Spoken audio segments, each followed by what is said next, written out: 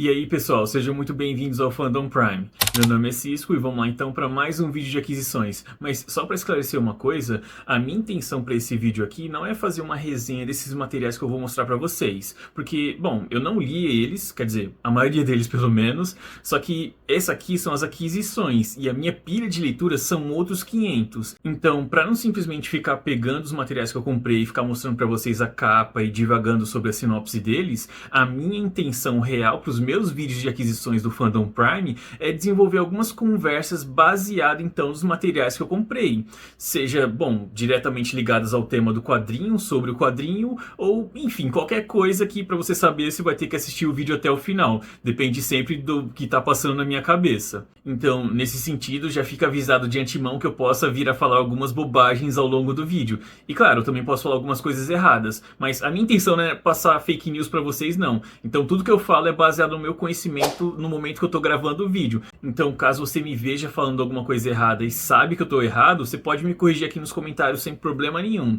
Futuramente, se eu voltar a tocar nesse assunto, eu mesmo vou acabar me corrigindo, caso eu venha saber que eu estava errado, né? Como já aconteceu em alguns vídeos aqui do canal. Mas, para você saber mais sobre isso, você tem que assistir os vídeos aqui do Fandom Prime. Então, antes da gente começar com o interessante aqui da brincadeira, eu queria convidar vocês a curtirem a página do Instagram do Fandom Prime. Lá sim eu faço umas mini resenhas de alguns materiais que eu tô lendo ao longo dos dias. Quer dizer, na prática são só alguns breves comentários antes de fazer comentários mais profundos em vídeos e postar aqui no YouTube. Então, se te interessa esse lance mais instagramável, tá aqui feito o convite para seguir lá a página do Instagram do Fandom Prime. E um outro convite também é que, se no final aqui você acabar gostando desse vídeo, fica à vontade para acessar a playlist de vídeos de aquisições aqui do Fandom Prime. Eu vou deixar linkado em algum lugar desse vídeo aqui, nos cards, na descrição, no final do vídeo. É só procurar que você vai achar, ou acessa diretamente o Fandom Prime aqui embaixo, só clicar no card, tá? Enfim, então, antes de mais nada também não se esquece de curtir o vídeo e se inscrever no canal caso não seja inscrito ainda.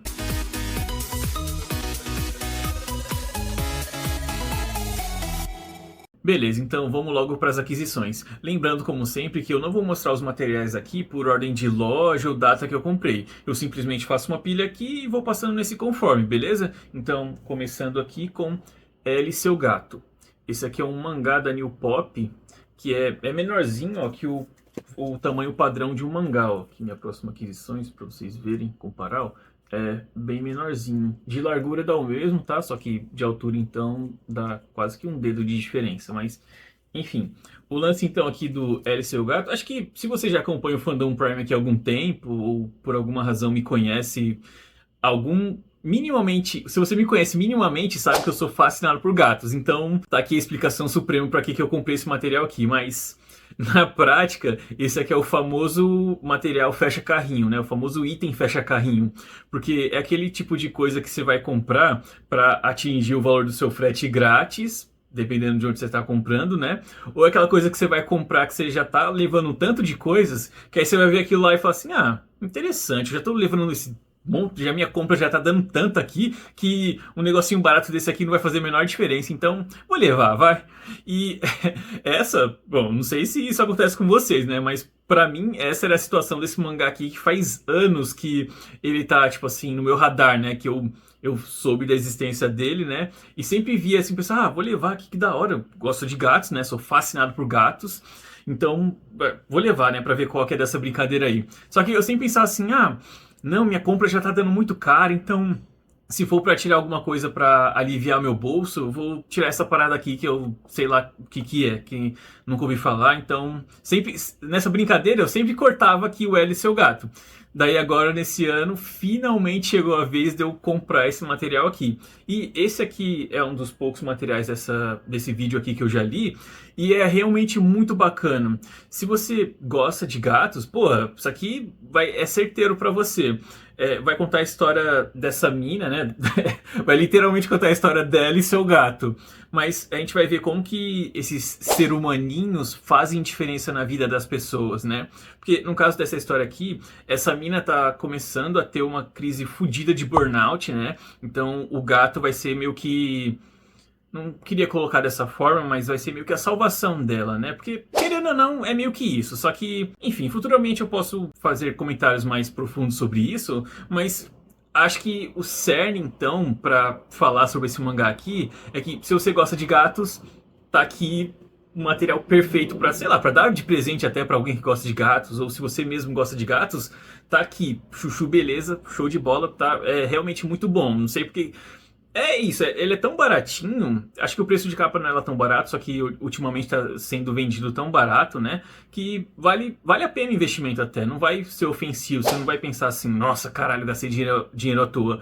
Eu pelo menos não me senti assim. O que é levemente diferente, por exemplo, daquele mangá do Junji Ito sobre gatos, que eu li. Achei legal, né? Me identifiquei em algumas partes, né? Pela situação dos gatos ali e tal. Só que no final eu pensei assim, isso aqui eu podia ter deixado passar, né? Pra mim não ia fazer diferença eu ter comprado ou não. Só que esse aqui, pra mim tá... Eu tô satisfeito em ter ele na minha coleção. Próximo material aqui então, Tokyo Revengers. Que aí daí eu peguei a edição 5, 6 e 7. Esse mangá aqui, Tokyo Revengers, foi a primeira série em mangás que eu comecei a fazer depois de muitos anos sem comprar um mangá de muitas edições, em séries, enfim, nesse esquema, sabe? Porque a última série que eu fiz em mangá, que eu tava acompanhando, acho que era Vinland Saga, né? Porque Ataque dos Titãs, então, foi concluído na 34ª edição e Vinland Saga continua saindo. Então, fora essa série Vinland Saga, nesses últimos anos eu só vim comprando alguns mangás que eram volumes únicos ou de poucas edições que eu já comprava, assim, todas as edições numa sequência. Daí, no ano passado, então, eu vi numa super promoção as primeiras edições de Tokyo Revengers, né, esse mangá aqui. E eu peguei porque uma amiga minha tinha me indicado. Ela falou assim pra mim assistir o anime, falou que era muito foda e tal, e que eu ia gostar. Só que nesses últimos tempos eu tô com tanta preguiça de assistir um anime que eu só deixei quieto. Daí quando eu vi o mangá em promoção, eu pensei assim, eu li a sinopse assim e pensei, vou dar uma chance, tá baratinho aqui, então vamos lá ver qual que é dessa brincadeira. Daí comprei, eu acabei pegando, antes de fazer o canal aqui, eu já tinha pegado as 4 primeiras edições. Daí eu li essas 4 primeiras edições e achei bacana, eu gostei bastante, é meio pesado até, e eu entendo, depois eu descobri, né, eu nunca tinha ouvido falar, tá, eu não faço parte do... Não tô por dentro do fandom, apesar disso aqui ser o fandom Prime e eu gostar bastante de mangás, eu não fico circulando ou dentro dos fóruns muito, né? Porque às vezes eu dou uma olhada em alguns fóruns de mangás, só que eu não tô por dentro das atualidades dos mangás, acho que essa é perfeita, eu não tô por dentro das atualidades dos mangás. Então, só depois que eu comecei a ler o mangá que eu descobri que tinha toda uma polêmica em volta dele. E eu entendi algumas delas, achei algumas delas pelo menos justificáveis, só que no geral, assim, eu curti bastante a história. Que, a grosso modo então, vai contar a história desse maluco que quando era do ensino fundamental, ele era um delinquente e fazia parte de uma gangue. Só que aí ele cresce e vira um adulto, jovem adulto, né, de uns seus 20 e poucos anos, totalmente fracassado. Daí então ele acorda um dia e vê a notícia de que rolou um atentado por causa de uma guerra de gangues. E no meio desse atentado então rolaram algumas fatalidades e entre as pessoas que morreram tava a ex-namorada dele, que no caso então era namorada dele na época do colegial, que era quando foi o auge da vida dele, quando ele fazia parte da gangue e tal. Daí ele começou a refletir sobre a vida dele, pensando assim, caraca, o que eu fiz pra sair do auge pra merda que eu tô agora? Aí ele vai acabar sofrendo um acidente e voltando no passado, pra essa época que era o auge dele. Aí quando ele volta pro passado, ele começa a perceber que o passado não era tão glorioso como ele se lembrava assim, que na verdade ele era um merda desde sempre. Só que aí ele... apesar de ser um fracassado naquela época, ele consegue salvar uma pessoa que morreu no atentado no futuro, que no caso então era o irmão da namorada dele. E nisso, quando ele volta pro presente, né, ele percebe que ele tem essa capacidade, a possibilidade de alterar o futuro. Então ele faz da missão dele tentar, indo pro passado, tentar salvar a namorada dele, que nem era mais namorada dele, né, lá no futuro. Então a história aqui vai ser meio que um efeito borboleta, só que com muita guerra de gangues, né, porque ele vai ter que se infiltrar numa gangue e tal, para uma gangue de, acho que é 6 anos no passado, uma parada assim. Então, é um negócio muito efeito borboleta, só que tem muita guerra de gangue, muita violência, umas paradas pesadas até. Mas, enfim, no futuro eu pretendo sim fazer um vídeo sobre esse mangá aqui. Quando eu reler, porque que nem eu disse, foi no ano passado que eu comprei as 4 primeiras edições, E apesar da minha mania de querer acumular volumes para ler em sequência, como esse foi o primeiro mangá que eu comprei depois de muito tempo, eu li ele assim que chegou. Então eu li as 4 primeiras edições, só que eu tava pegando só conforme ia aparecendo promoções muito boas, né? De R$ 20 ou menos em cada volume. Daí eu esperei as próximas edições aparecerem em promoções. Aí como acabou demorando um tanto até pro volume 5, 6 aqui aparecerem, eu resolvi agora então esperar acumular muitos mais edições para ler tudo de uma vez. Então no futuro eu vou pegar e reler o que eu já li e dar sequência numa maratona, que nem, por exemplo, eu tô fazendo agora com o Yu Yu Hakusho. Quer dizer, que na prática também funciona do mesmo jeito que qualquer série de quadrinhos que eu tenho aqui na minha coleção. Então, como vocês viram no meu vídeo sobre manias de leitor, eu faço maratonas. Então, saiba que no futuro vai ter vídeo sobre Tokyo Revengers aqui no canal. Continuando aqui então, consegui Lost Canvas Gaiden número 7. Aqui outro mangá da JBC, né? Que então, ó, essa aqui é uma capa metalizada especial que se você não fizer pegar no reflexo certo, vai ficar toda zoada e borrada, escura e tal. Mas aí, ó, tá vendo que é da hora? E na lombada aqui também é o mesmo esquema. Seguindo o padrão da republicação de Lost Canvas que a JBC tinha fazendo. Daí, esse aqui é a versão... Ah, tá. Eu peguei a edição 7 aqui. E também peguei o volume 8, que traz o melhor cavaleiro de ouro de todos, né? Que é o de Virgem. Mas, bom, eu sou suspeito para falar.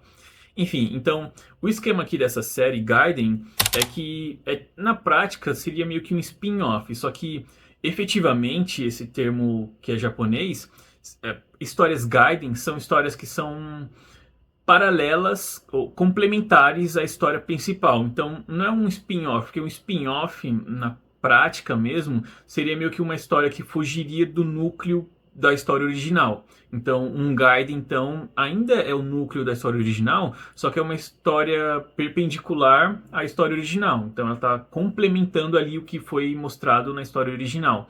Como se fosse um episódio especial, né? Que nem eu lembro que nas últimas temporadas de Walking Dead, da série, teve episódios focados no Negan e nos episódios que aprofundavam mais na psique, no passado, enfim, questões dos protagonistas. Dos protagonistas da série que ainda estavam vivos naquela época, naquela altura da série, né? Mas, enfim, então, essa aqui é a proposta de Lost Canvas Gaiden. Cada uma das edições dos volumes foca em um dos Cavaleiros de Ouro da série Lost Canvas, né? Não é da versão clássica. E eu acho que eu já falei mais de uma vez aqui no canal, mas eu sou muito, mas muito fã mesmo de Cavaleiros do Zodíaco. Infelizmente, né? Porque atualmente eu tô reassistindo o Cavaleiros do Zodíaco clássico, né? Porque ele tá disponível no Amazon Prime. E, cara, é um negócio muito peculiar. Eu não sei como é que as pessoas conseguiram gostar daquilo. Acho que é uma questão de época, né? Porque, porra, a minha maior reclamação atualmente, fora que não, tá nítido pra mim enquanto eu assisto aquele anime, que a produtora do anime enfiou um monte de filler ali na série, porque é nítido pra mim que alguns personagens e algumas tramas de alguns episódios desse começo, né? Porque agora, no momento que eu tô gravando esse vídeo aqui, eu tô no episódio 27, se eu não estiver enganado. E é óbvio pra mim, tem uns personagens ali que não fazem a menor diferença, que são só jogados ali. E o pior de tudo, que eles enrolam tanto no anime, é que parece que todo personagem tem TDAH. Porque, juro, 95% dos diálogos são mais ou menos assim. Um cara olha assim numa direção e fala assim: "Ah, meu Deus, um Fusca azul!" Daí o cara que tá conversando com ele fala assim: "O quê? Um Fusca azul?" Daí o cara que falou primeiro: "Isso, um Fusca azul! E ele tá indo muito rápido!" Sabe? É nesse pique aqui. Eu não entendo, é muita enrolação. Fora que as animações também são muito preguiçosas, né? Porque eles são poucos movimentos. É aquele que nem na segunda temporada de Invencível falaram agora, são alguns truques de animador, né? Pra você economizar dinheiro e economizar mão de obra também, né? Mas é que nem eu tava falando com um amigo meu que também é muito fã de Cavaleiros do Zodíaco. Inclusive, esse amigo meu, a gente se conheceu, a gente virou amigo por causa de Cavaleiros do Zodíaco. Só que a gente passa, quando a gente fala sobre Cavaleiros do Zodíaco, a gente passa mais tempo falando mal do que falando bem dessa porcaria. Então, enfim, esses dias, quando eu tô reassistindo o anime, né, eu tava comentando com ele que essa franquia, Cavaleiros, é sustentada unicamente por nostalgia, porque eu não consigo ver ela captando novos fãs. Você vê aí que saiu o filme novo pra cinema agora no ano passado, né, que foi um desastre, uma porcaria. Eu achei legalzinho, assim, forçando muito, porque eu sou fã da franquia, né? Mas, porra, aquela porcaria, aquele pedaço de cocô, não tem como atrair novos fãs. Então, não é um negócio sustentável, sabe? Ele é sustentado unicamente, ele é financiado por nostalgia de gente que tá velha agora, né? Porque o boom foi ali nos anos 90, então, gente velha que, obviamente, tem dinheiro pra bancar o negócio ali, vai sustentando. Ou, eu assisti quando era criancinha, né? Nas reprises e tal. Então, eu ainda fui uma das últimas gerações que conseguiu cair nesse esquema de pirâmide. Então, infelizmente, estou amarrado nessa franquia. Embora que você tenha materiais, que nem o Lost Canvas, esse aqui é um spin-off, né? Só que eu tô falando do Lost Canvas principal, que fogem muito da curva de qualidade do Cavaleiros original. Inclusive, se você tiver como eu posso dizer, algum leve interesse em conhecer mais sobre Cavaleiros do Zodíaco, eu recomendo fortemente que você assista ou leia, se tiver oportunidade, né, ou a disponibilidade, assista ou leia Lost Canvas, que aí sim você vai conseguir entender como é que funciona esse universo aqui, os conceitos e tudo mais, e por uma história muito boa, muito bem construída, desenvolvida e tudo mais. Agora, se você quiser ver o Cavaleiros clássico, você vai provavelmente passar raiva, que nem eu. Quer dizer, eu tô passando raiva, só que pra mim é prazeroso, porque a nostalgia tá batendo aqui. Então, tô amarrado, né? Infelizmente. Próxima aquisição, então, saindo dos mangás, é Batman, Um Dia Ruim. Essa aqui, então, faz parte daquela minissérie Batman, Um Dia Ruim, que tem 8 edições. Essa aqui do Cara de Barro é a edição 7, só que eu só tenho 5 edições dessa coleção toda. Mas eu tô pegando maneirinha, conforme as promoções, etc. Então, vocês estão ligados no esquema, né? Mas, enfim, se você quiser saber mais sobre essa minissérie Batman, O Dia Ruim, eu falo um pouco mais profundamente sobre ela no vídeo que eu fiz sobre a Era Venenosa. Então, vou deixar linkado aqui nos cards. Em algum lugar do Fandom Prime você vai achar esse vídeo. Mas então vamos falar um pouquinho sobre o Cara de Barro. Eu não tomei nenhum spoiler dessa história aqui, tá? E também não li a sinopse que tem aqui na edição, porque, assim, particularmente eu não gosto de ler nenhuma sinopse, porque pra mim sinopses dão micro spoilers das histórias. Então, um dia eu tento explicar melhor como é que funciona, como que eu me interesso por certas histórias. Não só sobre quadrinhos, mas o que me leva a assistir filmes, séries, etc. Então, pra vocês verem o meu nível de spoiler fóbico, eu não gosto de ler sinopses. Mas, pra mim, pelo que eu li, dessa série Batman Dia Ruim, eu li o do Charada. E juntando o que eu já sabia sobre a premissa dessa minissérie Batman Dia Ruim e o que eu li na edição do Charada, pô, as expectativas para essa edição aqui estão muito grandes, porque particularmente do meu ponto de vista, de tudo que eu sei e etc., o Cara de Barro é um personagem muito subaproveitado. Porque eu acho que ele acabou escalonando para um nível que a galera tem que nerfar ele bastante, porque ele acabou virando, né, uma ameaça muito grande pro Batman, que não faria sentido esse embate, né? Você tem aí retratações como na série de jogos Arkham, que fica bacana ali e tal, só que parece que não casa essa ideia. Pelo menos pra mim não faz sentido. É que nem você colocar o Batman contra o Solomon Grande, que pra mim não faz o menor sentido também, mas enfim. O lance então é que o Cara de Barro acabou evoluindo muito além daquilo que era a sua proposta inicial, que era simplesmente ser um transmorfo, que nem o Camaleão, que é o inimigo do Homem-Aranha, né? Então aqui ele já virou um monstro que tem habilidades que a gente não consegue nem compreender assim. Por isso que meio que nerfar o Cara de Barro para enfrentar o Batman. Tanto que eu não me lembro de histórias muito boas relacionadas ao Cara de Barro. Só lembro de ler algumas histórias bem pontuais assim que tinha ele como inimigo ali do Batman, né? Mas lembro que também na Detective Comics do Renascimento DC, ele acabou virando um tipo de herói ali para entrar para a Corporação Batman e tudo mais, que ele entra na equipe da Batwoman, né? O que nas edições que eu li então dessa fase eu achei muito bacana. Eles colocaram o Cara de Barro ali numa posição favorável para mim. Agora vamos ver o que vai sair dessa edição aqui, mas as minhas expectativas estão bem grandes, pelo menos. Mas continuando então, aqui eu consegui Copra Round 3, que então no último vídeo eu tinha mostrado as outras duas edições que eu consegui as duas por R$30. Daí essas aqui eu peguei na promoção da Amazon mesmo, por menos de R$30 inclusive, então tá valendo a pena pra mim. Mas, eu peguei aqui a edição 4 também. Mas que nem a galera falou, né? Ah, você devia ter lido as primeiras edições pra saber se vale a pena ou não, né? Só que, então, complementando mais o que eu tinha dito no vídeo anterior, ainda sobre tudo que eu sei nesse momento antes de ler a série, é que Copra, então, a proposta é ser basicamente uma mistura de Esquadrão Suicida com G.I. Joe.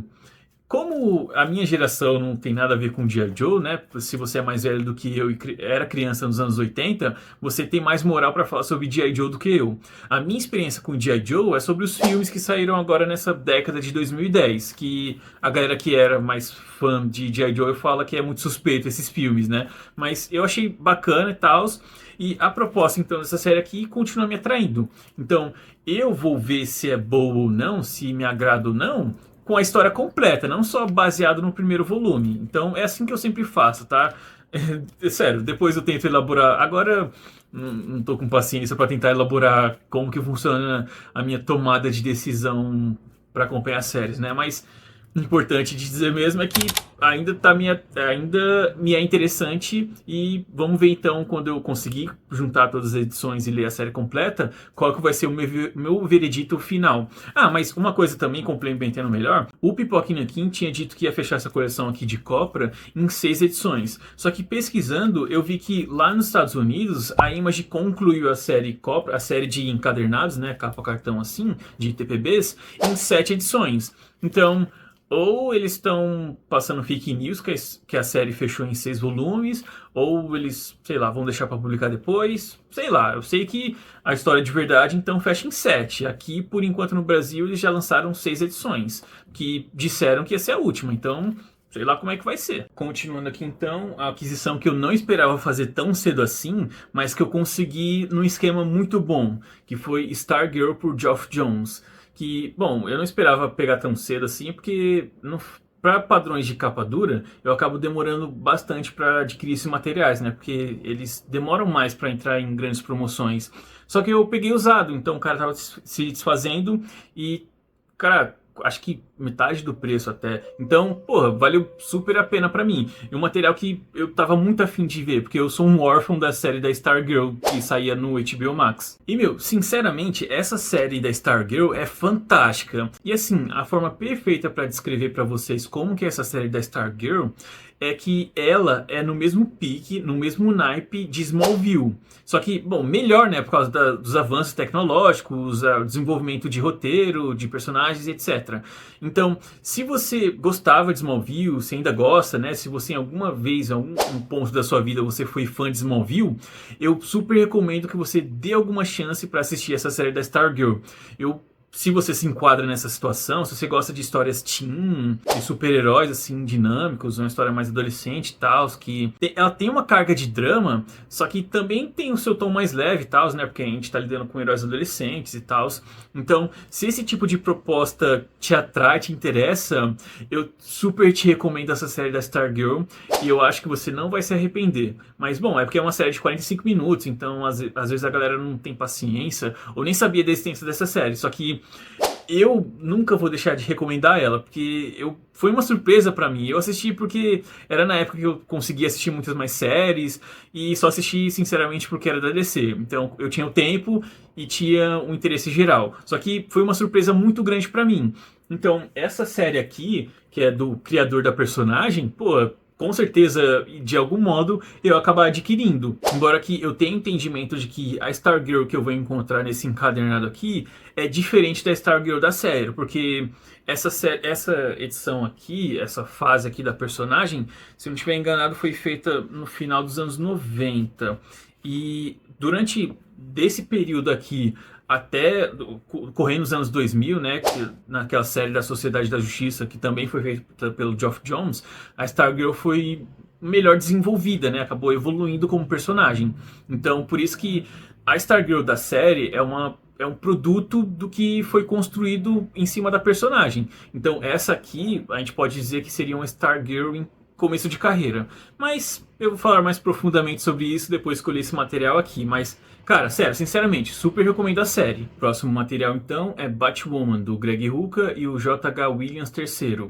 E, cara, que negócio que foi penoso de encontrar, hein? Porque, por algum caralho de motivo, essa coisa aqui saiu e nunca ficou na promoção. aí esgotou, aí a galera vendia, assim, quando você vai encontrar usado e tal, sempre era pelo preço de capa ou até mais caro, né? Então eu não entendi que brisa foi desse material aqui, que a galera pilhou.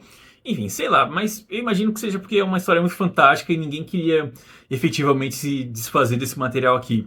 Só que então agora, nesses meses, eu tive a grande oportunidade de comprar isso aqui usado. Tá fechado ainda, tá? Só que o cara me vendeu por R$ 30, então era o preço que eu queria pagar, então sucesso por Cisco. Mas, assim, eu não li essa história aqui ainda, né? Bom, tá lacrado ainda, né? Obviamente. Só que eu sempre ouvi a galera elogiar essa fase do Greg Rucka na Batwoman. Só que na minha cabeça, o que a galera elogiava era a fase dela nos 952, porque essa sim eu li e puta que pariu, é fantástica mesmo. Eu sou apaixonado pela Batwoman desde essas histórias que eu li. Não conheci, assim, quando eu comecei a colecionar quadrinhos, quando eu comecei a ler quadrinhos efetivamente, né? Porque, bom, a gente lê desde criança Turma da Mônica, mas enfim. Então, quando eu comecei a colecionar e ler quadrinhos, eu não fazia a menor ideia da existência dessa personagem Batwoman. Mas então, quando eu comecei a acompanhar aquele título lá dos 952, A Sombra do Batman, eu tinha uma série incluída lá no Mix, né? A série da Batwoman, e me apaixonei na hora. Além, pô, acho que grande parte, né? Porque as histórias eram fantásticas. Esse tal de Greg Rucka aqui é um escritor de mão cheia. E a arte do Williams III aqui, puta que pariu. Cara, é lindo assim, não tem como descrever, só rasgar elogios. Acho que eu nunca vi ninguém discordando nesse sentido. Então, a fase dela dos 952, eu li e super recomendo. Se você não conhece a personagem, tá lá um baita ponto de partidas. Só que, infelizmente, ela nunca foi republicada, essa fase do nosso 52, né? Daí, quando eu lembro até, inclusive, quando que a Panini anunciou esse encadernado aqui, eu imaginei que o conteúdo do encadernado seria justamente a fase da Batwoman nos 952. Só que aí, depois que eu fui perceber, que eu vi, enquanto a galera comentava e tal, que não, era um negócio pré-952. Tanto que o conteúdo original aqui é Detective Comics 854 a 863. Ou seja, então a Batwoman nem tinha uma série solo, acho que aproveitou ali a Detective Comics para fazer essa história aqui, sei lá, enfim, depois eu posso explicar melhor essa história aqui quando eu entender ela, né? Mas acho que fez tanto sucesso então, obviamente, né, eu vi a galera rasgando elogios para essa série aqui, que quando virou pros 952, a personagem ganhou uma série solo. E tá aí até, quer dizer, não, né, eu sei que ela teve a série solo dela dos 952 e quando virou pro Renascimento ela ganhou outra série solo, que eu tenho também, só que aí eu acho que já não era mais o Greg Rucka, nem o Williams III desenhando, e apesar de eu achar legal essa fase do Renascimento DC, não era esse nível aqui, né, quer dizer, esse aqui eu não sei, né, mas não era o mesmo nível dos nossos 52, mas ainda assim é um personagem muito boa que eu sempre que eu puder eu vou estar acompanhando. Claro, sempre medindo ali a qualidade do meu interesse, né, mas isso aqui com certeza para mim valia muito a pena acho que é uma sequência, né? Eu imagino que ele deu. As histórias que eu vi lá nos nossos 52 eram sequência disso aqui. Não vou falar que é isso aqui de verdade, tá? Porque eu não sei dizer, já que eu não li isso aqui. E eu precisaria também reler o que eu li lá nos nossos 52. Só que eu imagino que seja isso. Se eu tiver errado e você souber, pode me corrigir aqui nos comentários. Para encerrar esse vídeo aqui, então, eu consegui segmentos da Comic Zone. Isso aqui, então, é um material capa dura. Que, assim, primeiro que eu sou um grande fã de ficção científica. Esse tipo de ficção científica espacial, tá? Vide que eu sou um grande fã de Star Wars, então é meio que sequência. Daí, como esse ano teve o novo Duna, né? Essa paixão por ficção científica espacial tava à flor da pele. Então, obviamente, quando eu vi a sinopse desse material aqui, ele de cara ficou no meu radar. Daí juntou Duna, promoção e tal, então não resisti. E cara, acho que essa é a descrição perfeita. Se você gostou de Duna, isso aqui vai ser um prato cheio. Apesar de que no futuro eu quero fazer um vídeo falando, destrinchando essa história aqui e tal, mas tem uns momentos quebrados aqui, mas enfim, se você gostou de Duna, isso aqui é uma boa pedida sim. Mas então, para não ficar totalmente de graça, a história aqui de segmentos, que eu já li, tá? Só para deixar isso claro, que eu não resisti e li isso aqui de uma vez, é que a humanidade conseguiu sobreviver para além do planeta Terra. Isso aqui é uma história pós-futurista, né? Que o planeta Terra em si ficou inabitado. Daí, para a humanidade conseguir perpetuar para além do planeta Terra, eles bolaram um esquema para sobreviverem aos conflitos que acabaram levando ao colapso da Terra. Então, as pessoas foram segmentadas, como já entrega o título aqui, em planetas que eles já tinham colonizados, mas baseados nos instintos e os desejos internos das pessoas. Desejos que as pessoas nem teriam como descrever abertamente, né? Do subconsciente. Então você tem aqui o planeta, por exemplo, o setor da guerra, o planeta da guerra, né, que são para pessoas guerreiras e que sentem muito ódio. Nesse naipe aqui tem também o planeta do prazer, que são pessoas que são voltadas para sexo, drogas e jogos. Tem também o planeta da espiritualidade, que é para religião, seitas e filosofia. Tem o da criatividade, para artes, cultura e ciências. Enfim, aí daí no total são 2, 4, 5, 6, 7. São 7 planetas capitais, né? Porque são tipo um setor espacial todo. Aí então, a história que vai começar quando esse estilo de sociedade está começando a entrar em colapso, porque as pessoas estão começando a ficar estéreis, elas não a taxa de natalidade está caindo. Então, por milhares de anos, esse segmentismo prosperou, só que agora está dando muito errado.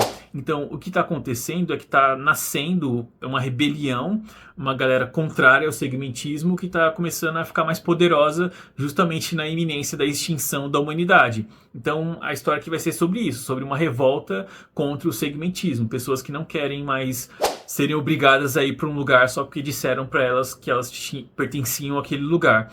E, assim, eu curti bastante, então eu que gosto muito de Duna, né, sou muito fã de Star Wars, curti bastante aqui essa história aqui. Então, se você achou interessante, os desenhos são muito bonitos, tá?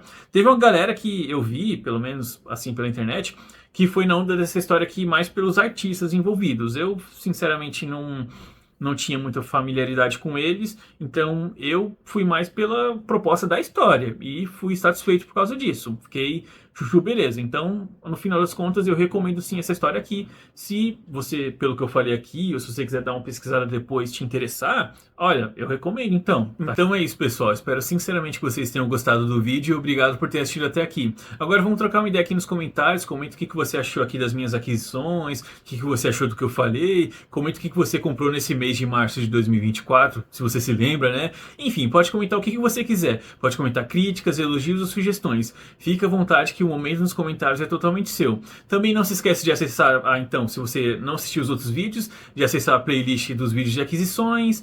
Enfim, faz o que você quiser. Mas não se esquece também de curtir esse vídeo aqui e se inscrever no canal caso não seja inscrito ainda. Beleza? Então até a próxima.